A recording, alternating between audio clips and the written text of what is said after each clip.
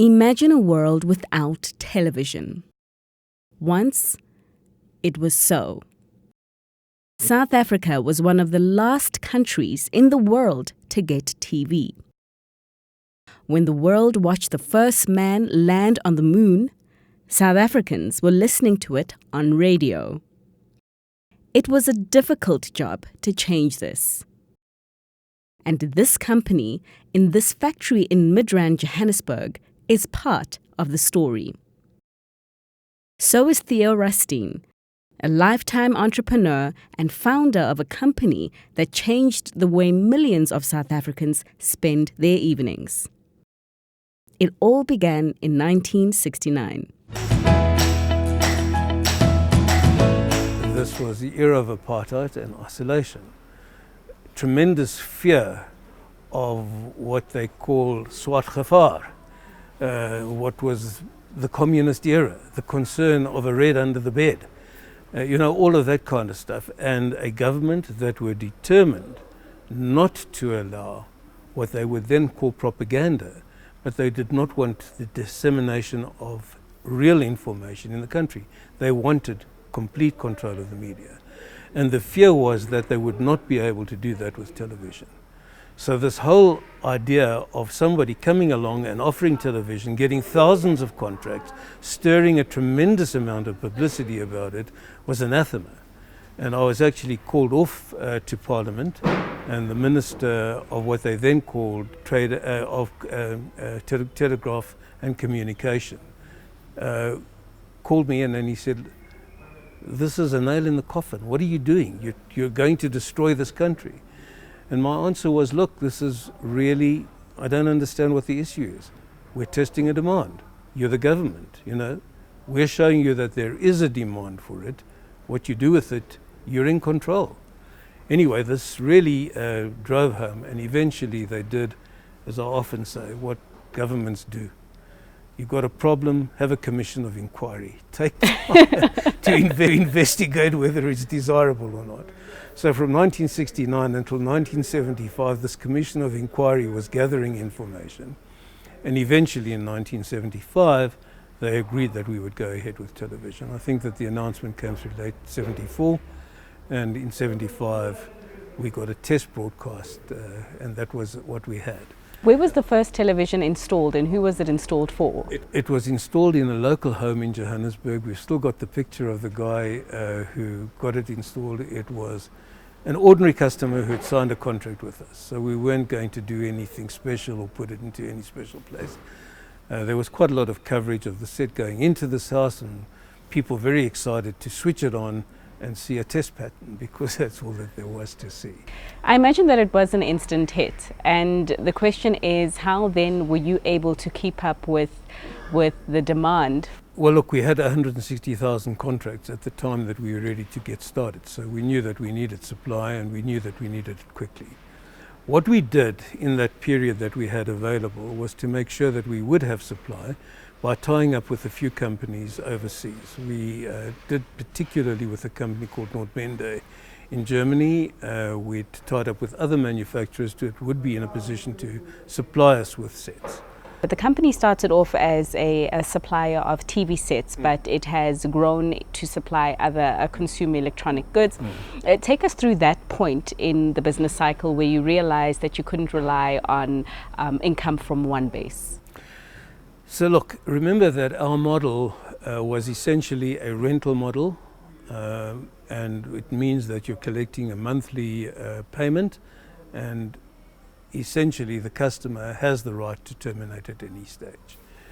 If you're looking at a situation where you have about 5,000 customers a month terminating their rental agreements, giving back the product, you need 5,001 before you've grown by one. So the bigger we became, the more difficult it became to actually keep the treadmill running on TV alone. And we were looking for other products.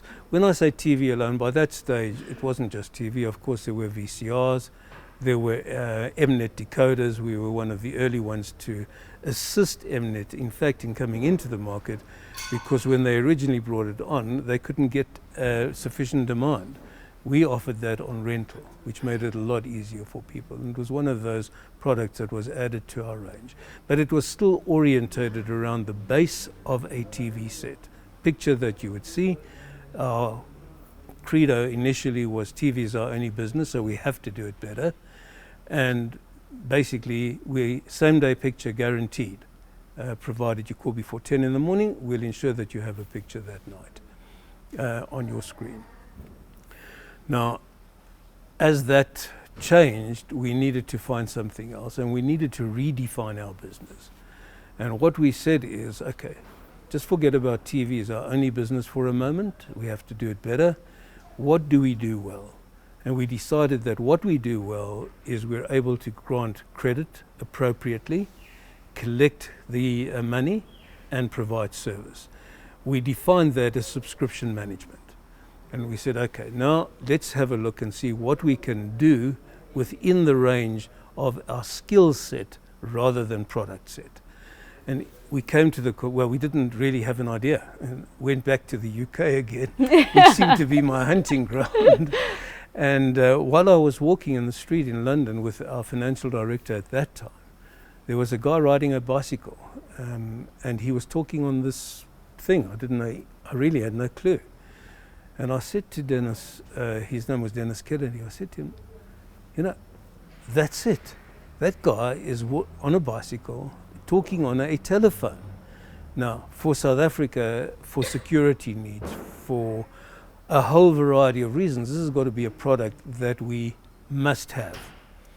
And I came back to South Africa, and again, I was quite fortunate because one of the investors in Teljoy at that time had been Bancorp, which was the forerunner of Absa.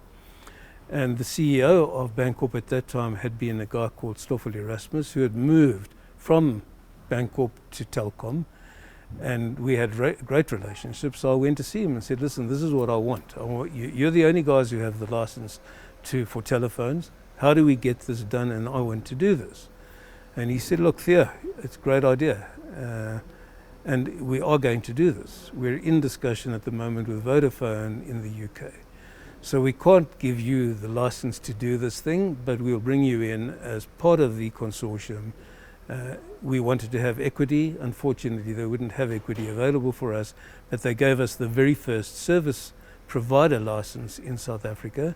And we started cellular on the basis of the takeaway telephone. We did an ad with a hamburger and this telephone in the middle of it to give a description of it. And we then decided to bring this into South Africa. Now, this was also in advance of cellular coming into the country. Theo, Teljoy and yourself brought a lot of firsts for South Africa, the television and now the mobile handset. Yet 50 years on, Teljoy, particularly amongst young people, is not one of the first names that pop up in terms of being these pioneers. When we moved from television to cell phone, the cell phone business really constituted 80% of what we were involved with from a business perspective. And in promoting the cell phone business, remember our big partner and backer was Vodacom. And so we were marketing more under the Vodacom name than the Teljoy name. Although we put Teljoy in there, it was Vodacom that had the spin. And then ultimately when we sold the business to Vodacom, they were not interested in the television business anymore, nor were they interested in the company, the name. They wanted the name to be Vodacom. That was the prime interest. It's quite interesting, the decision that you took to completely shut down your brick and mortar stores, because we do have globally the likes of your bigger players who are peddling both platforms. Maintaining stores on a limited product range is very, very difficult. So it's hard to make a store viable when your product is ubiquitous. You can see it and get it almost anywhere. It's expensive to maintain. We were never an anchor tenant, so we were paying premium rentals in most of the places, and we had premium stores. And then I kind of thought, well, look, we don't need the stores. The product that we're selling is ubiquitous. You can see it anywhere. You know a Samsung, you know a Hisense, you know whatever it is. So what I did initially is I said, look, we don't need the brick and mortar stores. Let's have a warehouse in all our major localities where if people want to come and see what we're offering, they can. Just going back to some of your previous business decisions, particularly entering into partnerships with bigger players, what, in hindsight, would you do differently now? I think one of the errors that I did make was growing too fast on the cellular business, because you're kind of looking at the situation where it's growing at a rate that we deemed impossible. Our initial assessment of cellular was we would do 30,000 contracts over 2 years.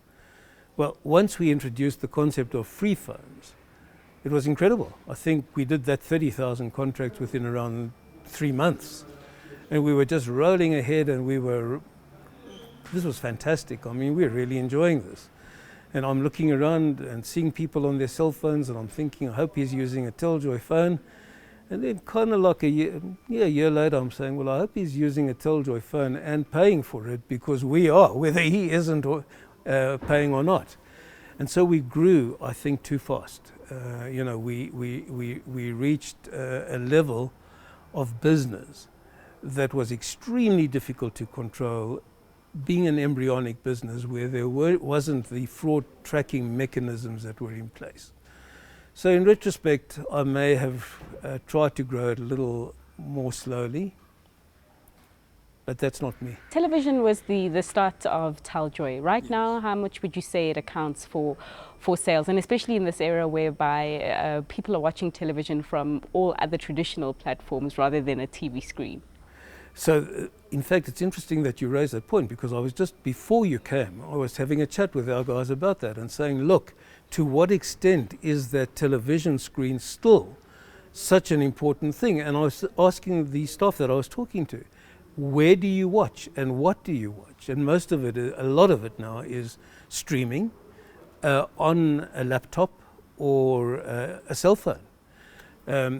But when you're looking at this from a globular point of view, with not only watching on your own while you're lying in bed or traveling in a car or whatever it is, at home, it's still the TV set. Whether you're doing Netflix or you're streaming or you're watching sport, the television set is still an important element of a family environment. And it's still a growing business. So we're finding what's happening is, as more methodologies are coming through of delivering the content, and honestly, content is much more important than anything else. The content business is ideally where I'd like to be. We're not in it, but it's more important than the product base.